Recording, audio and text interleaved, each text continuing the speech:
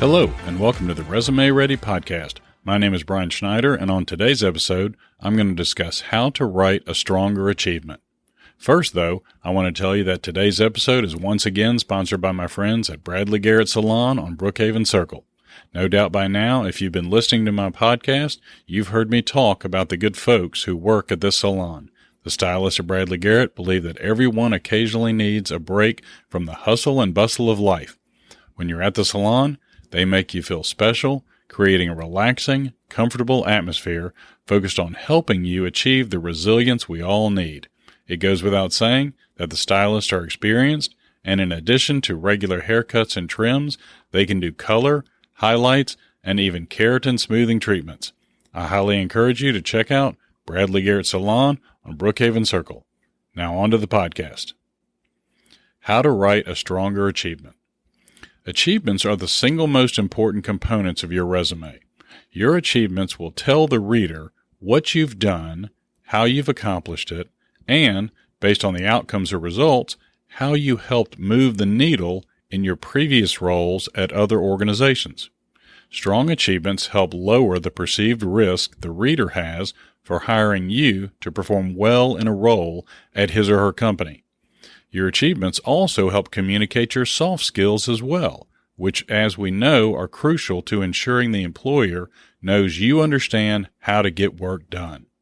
As I mentioned in episode 20, these soft skills include such competencies as collaboration, critical thinking, work ethic, confidence, communication, creativity, grit, and time management. So how do you write a strong achievement? I believe a strong achievement has three key aspects. First, a strong achievement begins with a strong action verb. A strong action verb sets the tone for communicating a positive, assertive achievement, rather than a passive, simple responsibility. Examples of strong action verbs include organized, managed, operated, negotiated, decreased, structured, trained, produced, constructed, collected, calculated, streamlined, and revised. One of the articles on my LinkedIn profile includes a link to a list of strong action verbs. You can also perform a Google search for examples of strong action verbs. Weak action verbs are, as you would imagine, more passive and really just make the achievement sound like you were there just doing something that anyone else in the same role would have been doing. Weak action verbs include responsible for, earned, marked, added, and helped. These weaker action verbs convey presence but not initiative. You want strong action verbs which communicate intention and primary oversight for the description which follows the strong action verb. The second aspect which helps create a strong achievement is a detailed description of the action you took or the problem you solved. Your achievement should help paint a picture for the reader of what you did and how you did it. You should describe the setting, the number of people involved, the size, region, or area of the subject, the types or categories of the subjects, and, if at all possible, be sure to quantify multiple aspects of the achievement. To illustrate how to better describe an achievement, I'll discuss an example. Let's say you had a job where you repaired and maintained boats. Instead of just saying, "You repaired boats," tell the reader how many boats you repaired. Tell the reader the frequency or period of time over which you made these repairs. Was it daily? Was it weekly? Was it monthly? Tell the reader the types and sizes of boats you repaired. Maybe you repaired everything from small two-person metal fishing boats all the way up to yacht-style cabin cruisers. Or, let's say you repaired boats with small single motors all the way up to super-fast ski boats with 3 really large motors. In addition to the number of motors on a boat, you might consider telling the reader the amount of horsepower for the motors.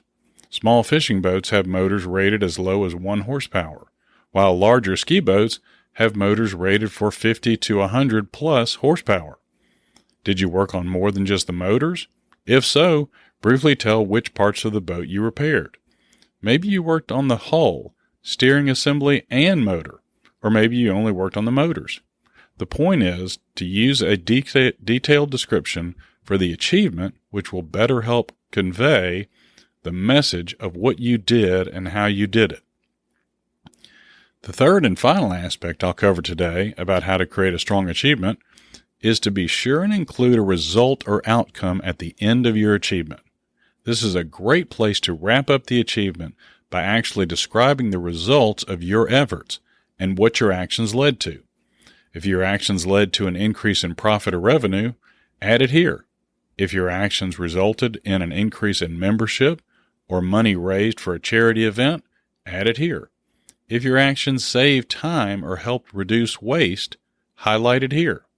Whatever the outcome or result, by adding it at the end of your achievement, you're helping the reader further understand your ability to influence an outcome in a positive manner.